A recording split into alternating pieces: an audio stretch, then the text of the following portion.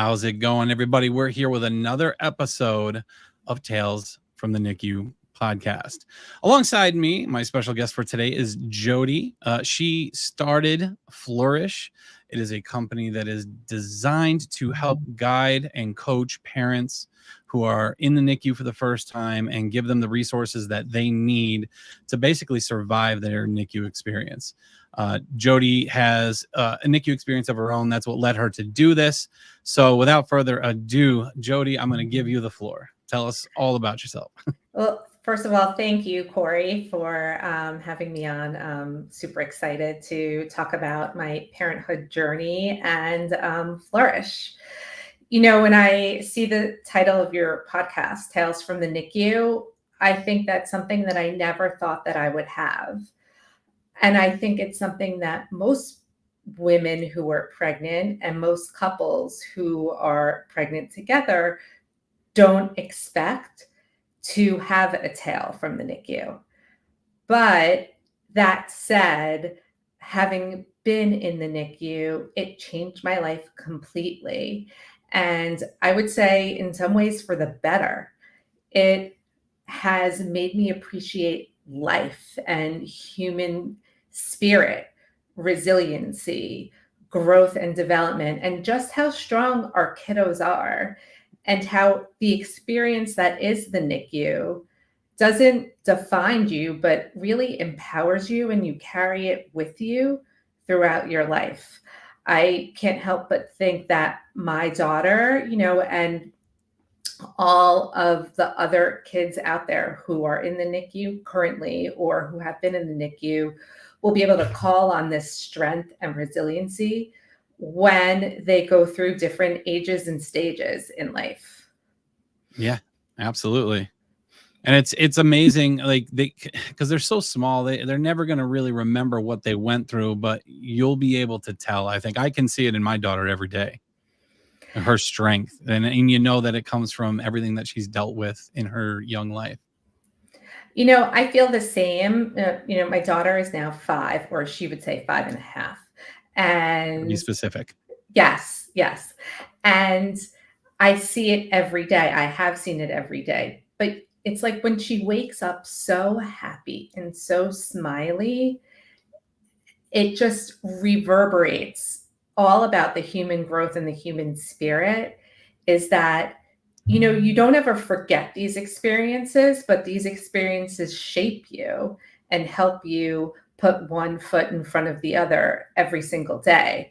I used to say that to myself when I would walk to the NICU. We live in Manhattan, and I was fortunate enough that I didn't have to, you know, park a car. We didn't live that far from the hospital.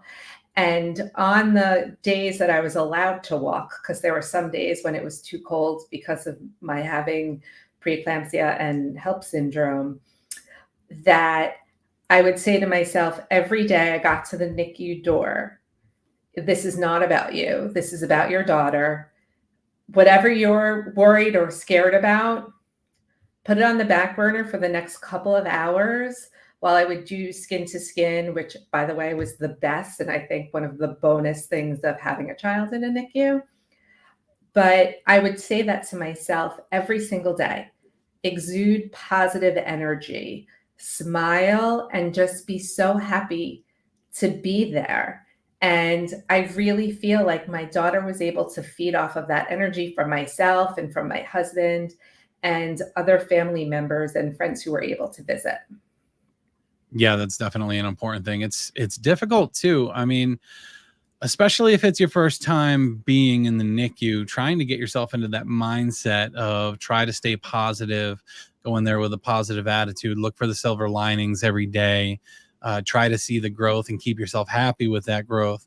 It's so difficult. What do you tell somebody that is struggling to find that positivity? You know, I didn't have it from the beginning. I would be the first to tell you that. Actually, I met my daughter when she was 3 days old, and I was so scared to walk into the NICU. I was so scared I didn't even want to hold her. So those feelings of of being scared and of the unknown and not knowing what you're going to see or what it's going to look like are really real and really valid. So when I talk to parents, I always say, allow yourself to feel whatever it is that you're feeling. I think that is really, really important, because if you try and to push all of those feelings deep down, eventually they're going to come out and almost explode.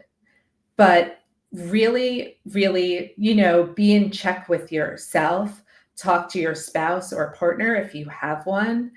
And also, I tell people, make friends with other parents you might see in the NICU. They become your village, especially while you're there. One of our best friends was, their daughter was in the isolette next to my daughter's, and my daughter is a week older than she is. And they're literally lifelong friends, but they're like family to us. And so I tell people, it's so hard to sit and say, oh, it's going to get better.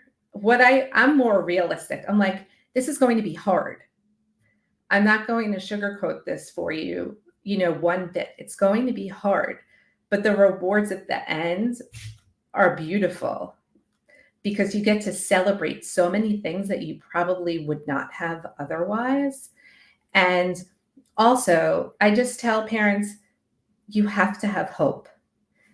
That is so important, because you want to help your child stay alive and survive. And in those moments when you can't put one foot in front of the other, somehow, somewhere, you find the strength to do that, even if you don't want to, because the truth is you don't have a choice. Your child is really depending upon you. And no matter how scared you are, right? Just think about how scared your little is. Yeah. They're still supposed to be inside. And I think that, if you can really, talk to people and share your feelings with them, at least get that out and get some validation for everything that you're feeling. It can allow you to sometimes compartmentalize when you're showing emotion in different parts of the day or different parts of your life. Yeah.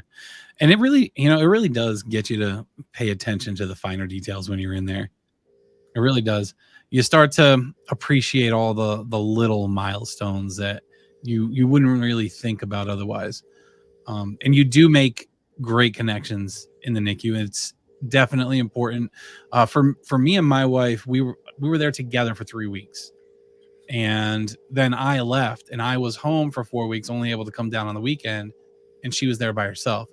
So being able to connect with the people around us was really important. And I'm so glad that we met the people we did, because it gave her a little bit of a lifeline while I wasn't there. So I was really happy for that. And we still stay in touch with these people to this day. And I'm sure we will be friends for life. I couldn't agree more. We're the same way with a few families. You have this unique shared experience that not a lot of people, maybe in your immediate circle, have gone through. And so to have other people who are walking through a similar road or turn of life that you are is really helpful, even just to be there for each other for support, but also just to be there and even cry on someone's shoulder. We all have to get our emotions out. And I think, in life, we're meant to not be in isolation. And I think that is what's so hard about the NICU, is because you are so isolated for hours or days at a time. And I think it's absolutely wonderful that all of those people that you met in your NICU were able to be your wife's family when you couldn't be there and when she needed your support. And I'm sure she still felt your support from a distance, but having those other people to talk to or just communicate with, even if it isn't anything related to the NICU, is so, so important. Yeah, having those distractions is really nice. I think that's a big thing. Um, it's because you focus so heavily on the baby and what's going on there, and you're gonna just drain yourself, and you need sleep, you need the distraction. So just having someone there just to chat with is super important. And I also tell people to, do something that makes you feel like you, whatever that is. It could be for a woman, going to get your nails done or getting a haircut, Yeah. something very simple, or meeting a friend for coffee. Whatever any of those things are that'll make you feel more like you, because this is such an abnormal situation. But if you could put some normalcy to it, I find that that is really helpful. And I encourage people to even go out to dinner with friends. To your point, you cannot be at the hospital 24/7. It's not healthy Yeah. for you. It's not healthy for the baby either. And you also need to get some rest. And I that sounds so trite to say get rest while your child is in the hospital, but really just get that space away from the NICU. My husband and I, we would do 4 to 5 hour shifts separately. So I would go in the morning and I'd be there for rounds and everything, and then he would come late afternoon and leave right around dinner time. So, well, our dinner time. And so this way, we thought for us, she was getting more hours of cuddling between the both of us. Mhm. And what I liked was that as a dad, my husband got to bond with our daughter in a way that he never would have been able to otherwise. And I think that's really, really special. Yeah. Yeah, for sure. So what the with the beginning of your story, what led to you getting into the NICU? Like how did that come about? Did you know that there was anything wrong? Did it happen at birth? What was the story there? So, about 4 days before my daughter was born, I started to not feel well. There were a few warning signs that I had no idea. It was my first pregnancy, and I had no idea that something was really wrong.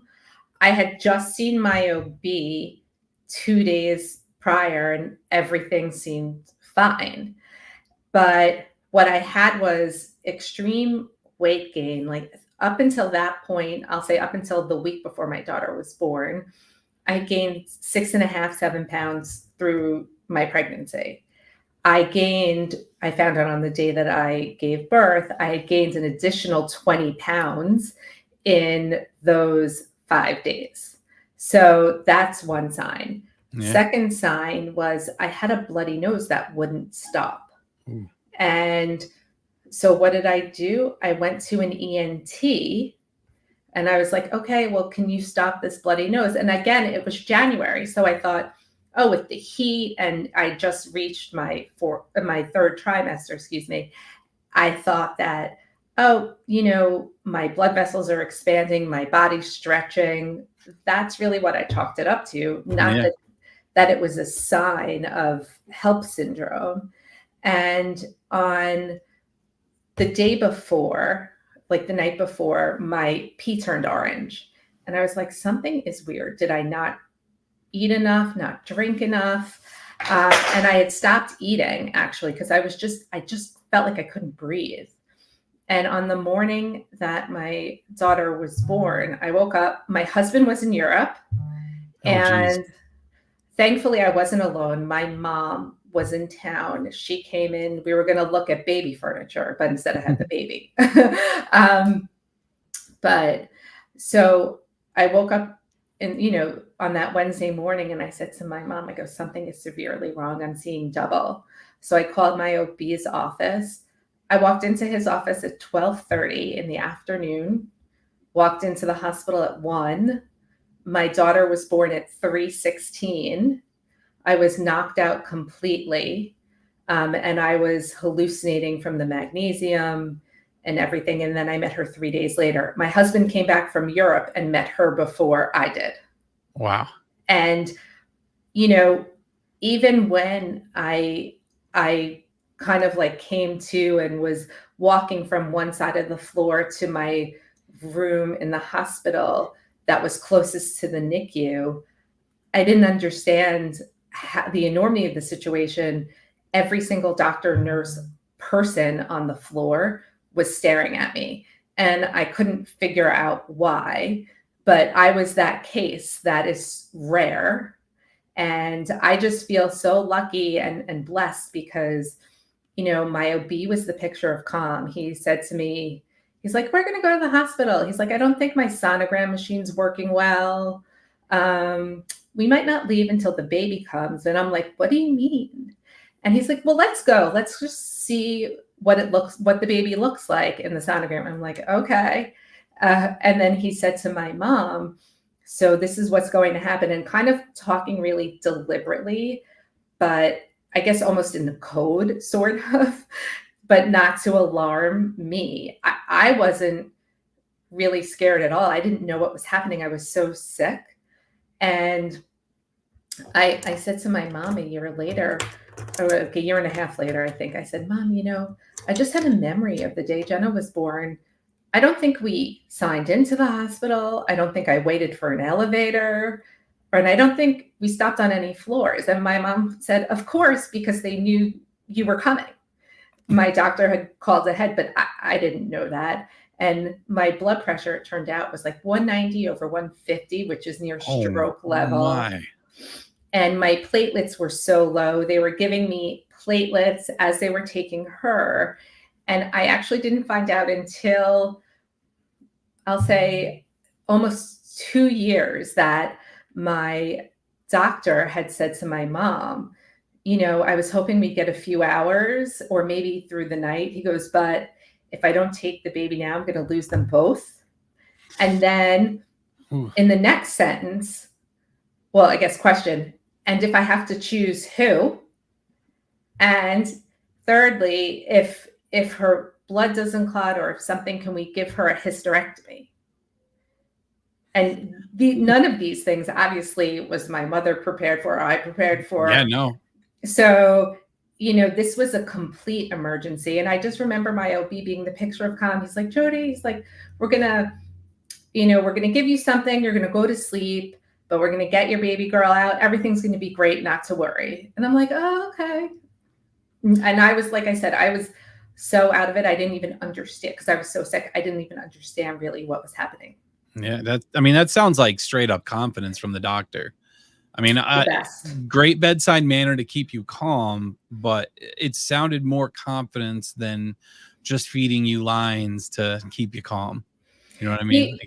He's amazing. And, you know, he said to me later on, he's like, you and I have been to battle. You just didn't know, right? You just didn't know what it was. And he's a really wise man. I mean, not only did he save our lives, and how do you say thank you for that, but he was the first person when I said to him, I'm like, Dr. Romoff, I think there's something wrong with me. I don't feel bonded to my daughter. And I was in the hospital for 10 days, and he came and he visited every single day. But he said to me, he goes, Jodi, you don't even know what you've been through. He's like, the fact that you're even concerned about this shows me what I already know, that you're an amazing mom. And I'm telling you, please do not worry. Do not worry. You know, you have just gone through a traumatic event. And once you understand that, then you'll begin to process. And then he also said, when you hold her for the first time, he's like, text me afterwards. Let me know how it feels. And he was so right. When I held her later that day for the first time, it felt like home. It felt like she was in the right place, like I was in the right place, amidst all the bells and whistles and tubes and wires. And it just felt right. Yeah. And I didn't mean to pry too much, but I think getting it out there about, you know, different signs and symptoms Yes. is super important for the people that are listening or watching. Because with us, it was like everything was normal all the way through up until that last appointment. The only thing that I could say about our pregnancy, you know, was that my wife was retaining a lot of fluid. They thought it was gestational diabetes. Ended up being that my daughter's throat wasn't fully formed, so she couldn't swallow the fluid. So, and I mean, getting the signs out there, letting people know what to look for, what to think about, I think is really important. I couldn't agree more. I talk so much about the warning signs of preeclampsia, and a lot of people don't know exactly how common it is. About 25% of women exhibit some types of symptoms of preeclampsia during their pregnancy, which is quite a large number. And you don't necessarily have to have preeclampsia to have HELLP syndrome, though many and most of the cases of women that have HELLP syndrome also have preeclampsia. And I always talk about that. I think it's so important. I like to think I'm an educated and knowledgeable person, but I knew not only did I know nothing about preeclampsia, I don't think I ever really heard the word, maybe but once or twice Yeah. before having had it myself. And I don't think it's ignorance. It's just that I just didn't know. And I think that we really need to do a better job of telling women, listen, if something doesn't feel right, it's okay, go to the doctor. Don't chalk it up to this. I was so lucky. You know, our story could have been so very different. And I'm so fortunate every day. And I'm grateful every day that our story has turned out the way that it has. But it doesn't turn out that way for a lot of women and a lot of families. And preeclampsia, aside from mental health issues, is the leading cause of maternal mortality in this country. Wow. Could you explain a little bit about the two there, preeclampsia and HELLP syndrome? Like I like Sure. just like you, I knew the term preeclampsia. I don't really know what it entails though. So, preeclampsia is basically a vascular disease. It's something that happens to your heart and it really revolves around your blood pressure. Now, a lot of people um, usually have a predisposition towards something. Maybe they have high blood pressure beforehand, or maybe they have a history of it in their family, or heart disease, or something of that nature. For me, that was not the case. Preeclampsia, another warning sign is extreme weight gain, edema, retaining water over a short period of time. And also a sign like when you have a headache that just won't go away. And it's just constant pounding, pounding, pounding. You might think it's stress or something, but it really is. It's another warning sign that your blood pressure is elevated and that you should go get it checked out. And the thing that's really scary and important to note is that it can come on like that and completely change, right, your lives. And what's more is, as of now, and this isn't really a cure either, but the best way to save mom and baby is to deliver early, because then somehow it tells your body something to that distress is out of your body. Essentially, in one way, your body is rejecting the pregnancy, which as a woman, I can't tell you how horrible that made me feel, because I know how much I wanted to have my daughter. But mentally, you know, I just took it to mean something so much larger than, you know, from a scientific point of view. And HELLP syndrome it's an acronym for hemoglobin, low hemoglobin. So I was losing blood, the bloody nose. It by rights, the ENT, and I don't remember, the ENT should have taken my blood pressure before he did the cauterization. I have no idea if he did or didn't. And if he did, and it was high, he shouldn't have done that. But so hemoglobin, so there's your blood numbers drop in hemoglobin. That's why they were giving me platelets. EL is elevated liver enzymes, and that your liver starts shutting down, and that's where your pee starts to turn orange, and that's protein in your urine. And L and P, of course, right now it's escaping me, but it all has to do with that. Essentially, all of my blood numbers were so out of whack, in addition to my blood pressure being so high. And I had to take all these other pills and everything. And again, the best way to cure that, if you will, if you want to call it that, is to deliver the baby. And while they were also giving me platelets, because of that, I was also on magnesium, and the magnesium helps the blood pressure and stops the swelling. And it can just, again, it's something that women don't know of, or for some reason it doesn't get, I don't know, publicized, if you will. And these are such killers amongst women that we really, really do need to, first and foremost, pay attention to our bodies better and take care of ourselves and go to the doctor more, but also spread awareness so that you can, try and help other women in their pregnancies as well. Yeah. That's really important. Just getting the word out there, letting people know what to look for. And I think it's really important when you tell everybody, listen to your body, get to the hospital, go see a doctor if you need to.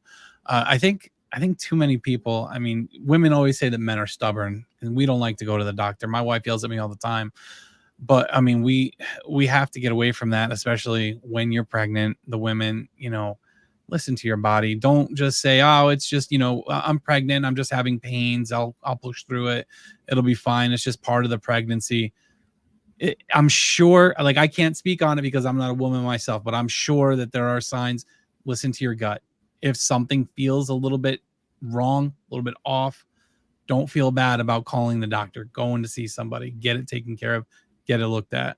And if your doctor doesn't agree and you still feel that there's something wrong, get another opinion, or go to the emergency room, do something, just because that speaks to that gut, instinct, like that you were just saying. Just because someone who is a professional doesn't think there's cause for alarm, you know your body best. You know how you function the best. And if somewhere, somehow your mind is saying, I think this is something, even though Dr. So-and-so doesn't think so, go get it checked out. Worst case scenario, the doctor was right and it's nothing, right? Yeah. And I'll roll that right over to the NICU experience itself. When you're an advocate for your baby, if you see something or notice something is a little bit off, don't be afraid to say something, right? Ask questions. That's what doctors and nurses are there for.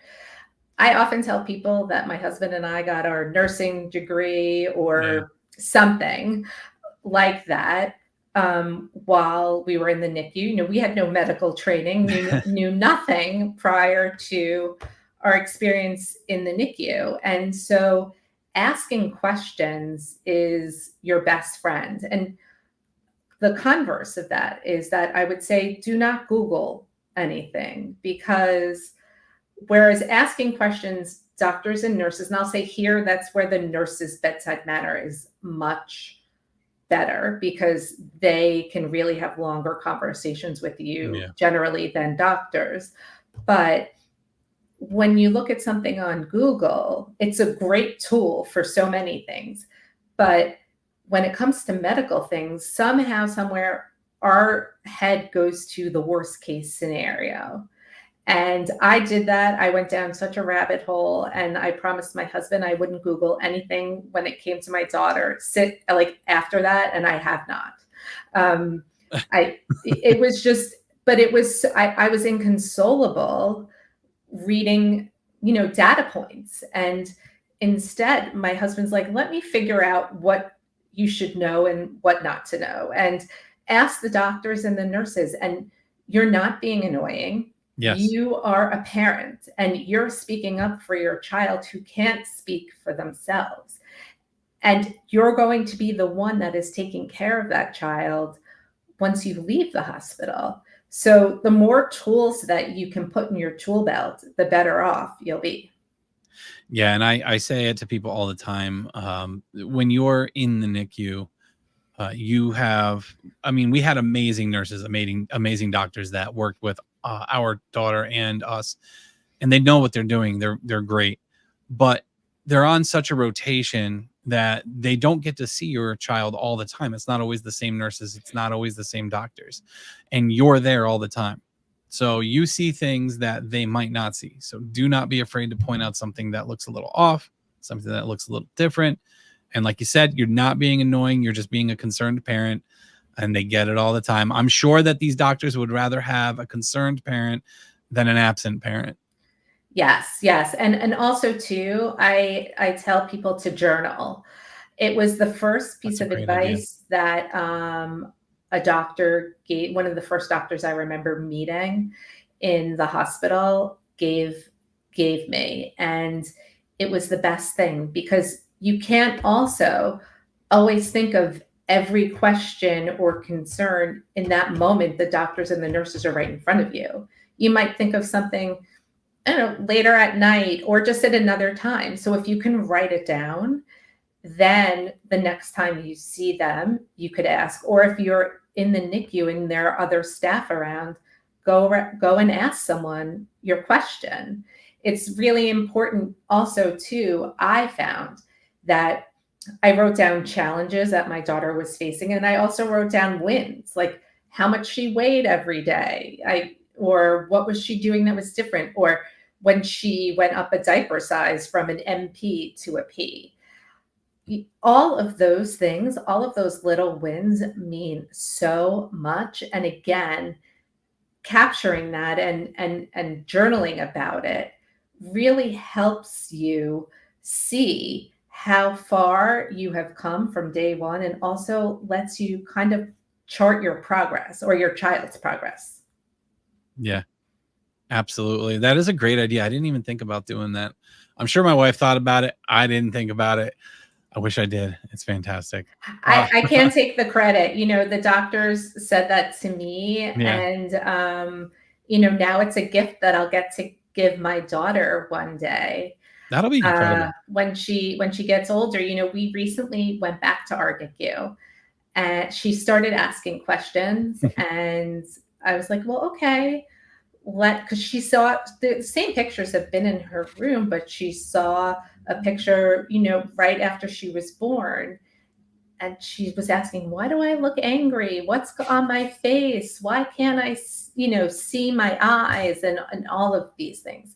And so I called our pediatrician and I'm like, do you think I could go back to the NICU? Is this a good thing? And he's like, yes, if you think she can handle it.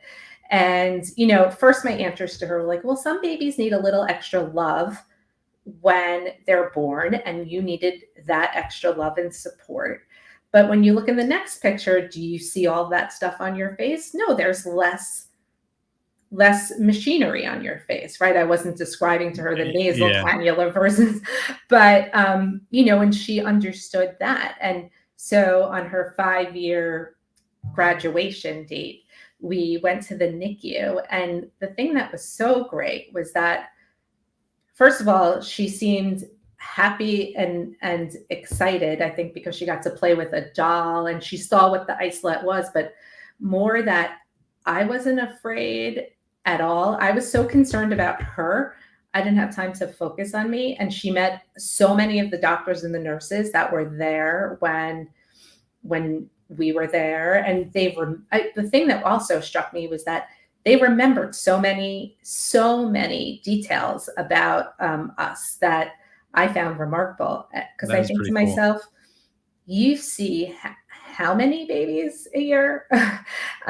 So that you actually, each family does make an impact on the doctors and nurses that are there. But what I found most interesting was that I was so concentrated on her that I didn't for once relive that trauma. Like I thought I was going to be and I showed her the room where I was stayed that was closest to the NICU and the room where I delivered, so I showed her all of these things. And instead of crying because I was reliving that trauma, I actually was crying because I had such gratitude and so much thanks for all of these doctors and nurses who are angels of human beings who give of themselves 24/7, 365. And it was just such an important kind of almost like, I don't want to say bookends because it's not. I don't think the door is ever closed on things, but it was so nice to actually go there, see the doctors and nurses. They could see her thriving, and I know how she's thriving. And so it made it, I think, that much better, if that makes any sense, of an experience than a traumatizing one. Yeah, definitely. We still have to go down. We drove 2 hours to that hospital, and we still have to go down there for different appointments for our daughter. So when we do go down for our appointments, we try to swing by the NICU and see the nurses and whatnot. They even have a little get together or whatever it is that they're doing coming up. My wife was just telling me yesterday about it. Actually, they've got something for the NICU graduates from 19 to 23. Yeah, so that's coming up. They're doing that as well. They didn't have that because of COVID.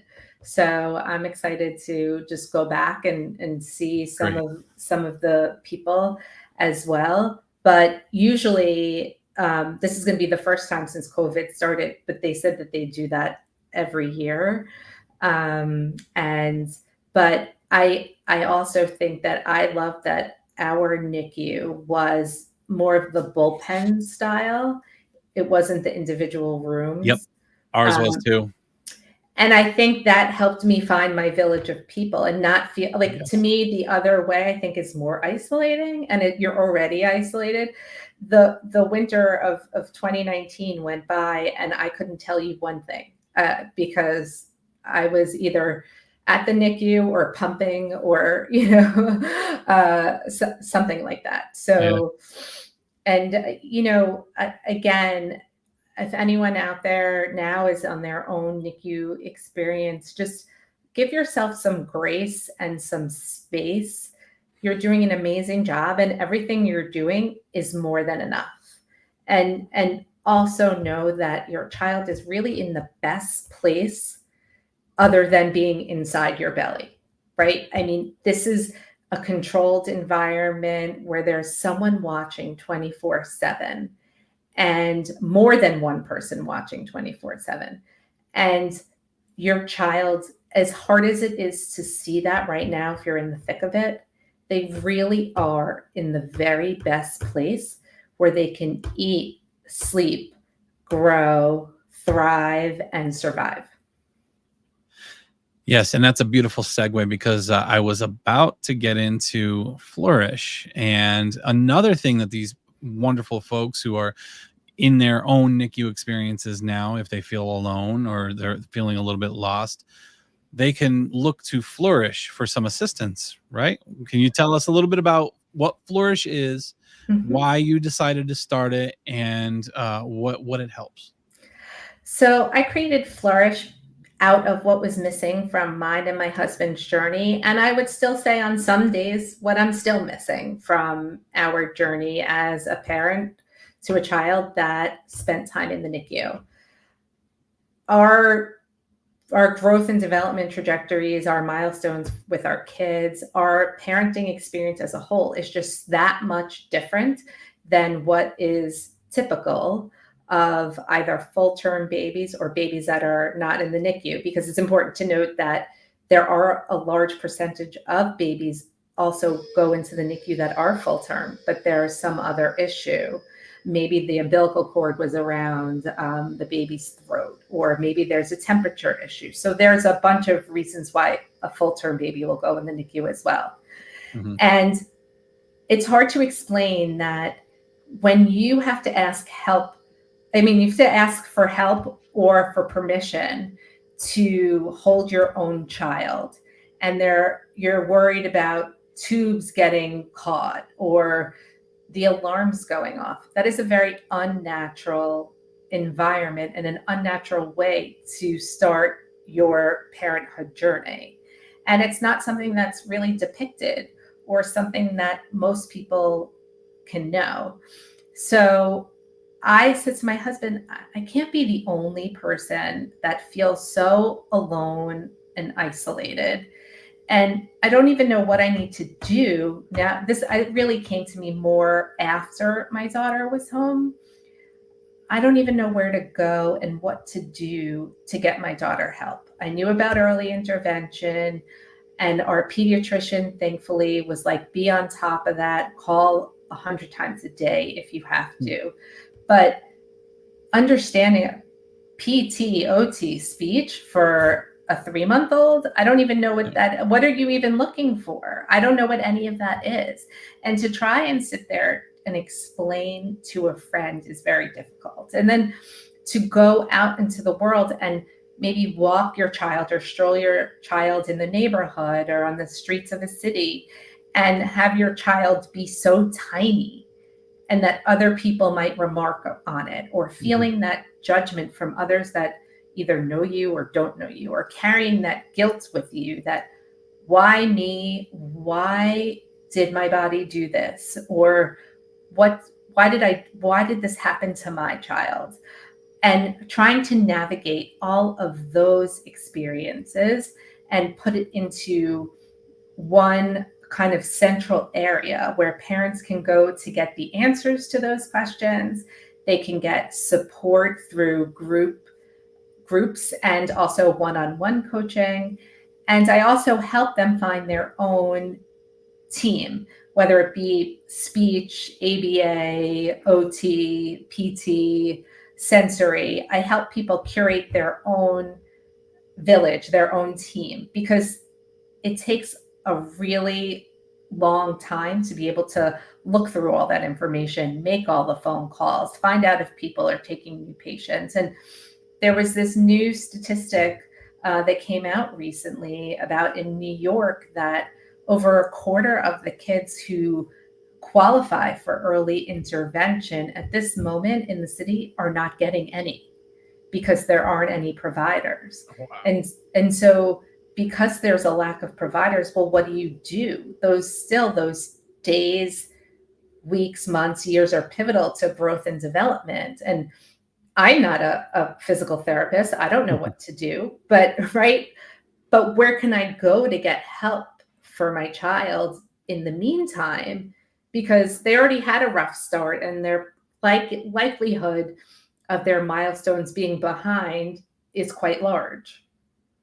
And so how do I navigate that? Or who takes insurance? Or how does Medicaid work? A lot of people I talked to didn't even know that they could qualify for Medicaid. Yeah. All of those things that, again, is so time consuming and exhausting to vet and figure out. I help parents do that because I've done it before. And also too, because I know you don't have the bandwidth or the capacity to do it for yourself. And chances are your friends are like, but your baby's home, everything is fine. And you're like, no, it's actually more terrifying now that he or she is home because it's all me. There's no machines, there's no 24/7 help. Your access to all those people is cut off. And so it was important to me that parents felt supported and empowered to learn how they can help advocate for their child, because the sooner you do it, the better. And the sooner as a parent you you come to the mindset of like, okay, my parenthood journey is going to look a little bit different. I'm looking at overall progress, not perfection of hitting milestones, but the progress and the progression, the better off you'll be. And that energy that goes back to what we were saying, I don't know, like a half hour ago, exuding that positive energy the sooner you could still do that at home, the better. So your child doesn't grow up thinking that you were scared or overwhelmed all the time. Yeah. And that's once you get home and you have all of that on your plate, it can definitely be overwhelming. Yes, it can be overwhelming, especially, right, if your friends are like, "Oh, come on, just take the baby out and Oh yeah. come to dinner." And I'm like, "No, you can't." Or I remember at first, I remember calling our pediatrician and saying, "Why is she still sleeping so much? She's 3 months old. She shouldn't be." Well, the truth is no, she's like 2 days old. Yeah. And she should be sleeping like a 2-day-old baby. And no one tells you that. So I think because the doctors and nurses, rightfully so, are so focused on getting your baby healthy and strong enough to leave the hospital, that the focus on life after discharge is just not there. And that's really where we can best support parents mentally, emotionally, and also to just let them know they're not alone. Hear a success story. If I didn't know anyone that had gone through a similar story, and all I wanted to hear from someone was that yes, it's going to be hard, but it will get better. There's going to be a day where the positive feelings are going to feel more than the bad feelings, and then it's going to be even more positive and less bad. And I just wanted to hear that from someone, and I heard it from no one. And rather than hear crickets, now I choose to help those and tell them and share my experience with them, and also validate their feelings. I remember being in the NICU and thinking, oh, how is Jenna going to know who I am versus the 20 other people who are touching her on a daily basis? And the truth is, that's why Skin to Skin is so great, because your heartbeats become in sync almost, and your smells and all of those things that I guess I didn't know. And I don't think by and large most people do, especially when you're in the NICU. It's the last thing you're thinking about is your smell or your scent. And so all of those things really matter. Or to sit and say to a mom, you know what? I know you can't nurse. That's okay. You are providing for your child in the best way that you can at this point in time. And you know what? You're bonding with your baby. There's so many ways to do it. Sing to them, read to them, do baby foot massage, change their diaper, do all of those things so that you can bond. It's just different than what we originally thought. So, I tell parents too, that just because you thought your parenthood journey was going to look one way and it looks another, there's no reason why it can't be a happy experience just the same. I mean, yes, it's hard. Everyone has struggles in life. Yes, it's hard, but those little milestones, those little wins mean so much. I mean, I'm convinced my daughter's like the biggest cheerleader for her friends, and she's always like, "Yeah, you did a great job," because we do that to her all the time. And I think that's a great quality, to always want to be cheering on your friends, cheering on your family. And, we are always celebrating everything. And I don't know if we would have done that otherwise. Yeah, it really changes your perspective on everything. It really does. Yes. Yes. And oh, by the way, I call it FLRRiSH. One other thing, I call it FLRRiSH because when I was talking to my daughter's therapist, she must have been about like 10 months old or something. And I say, Jenna's really flourishing nicely. She's growing, she's progressing. And I kept using the word flourishing.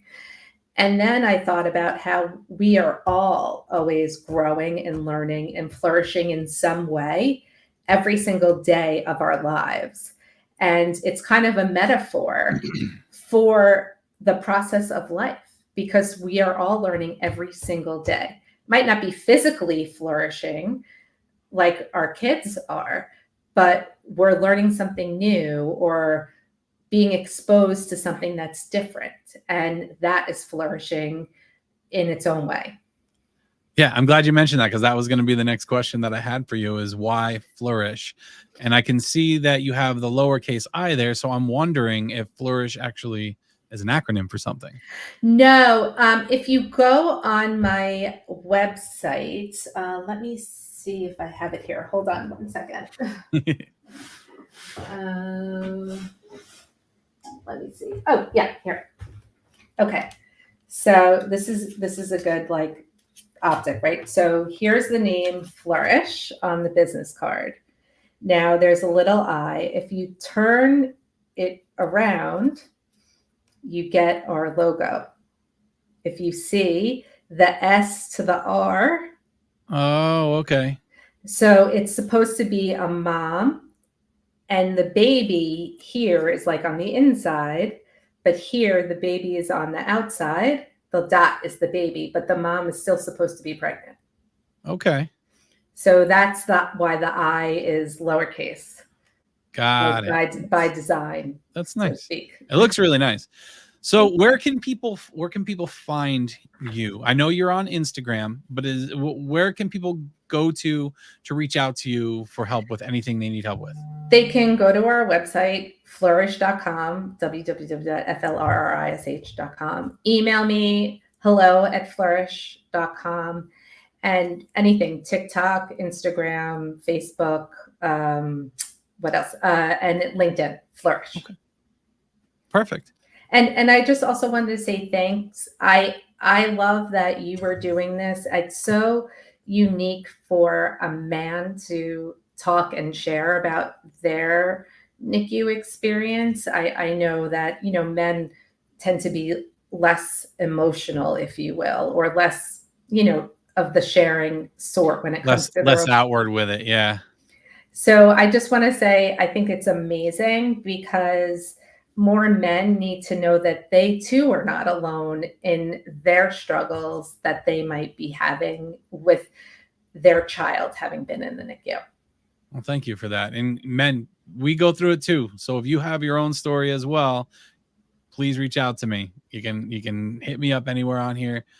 Tales from the NICU at yahoo.com is the email address for this, or you could just shoot me an email at Corey@ndtpodcast.com. That's the main branch up there.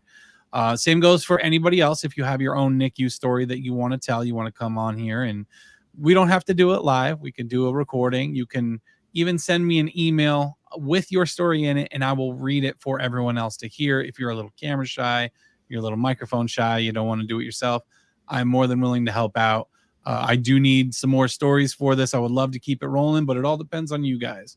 So Jodi, thank you so much for joining us tonight. I really appreciate you sharing everything that you did. I think I can say that we all learned something. I know I did. So I definitely had a good time tonight.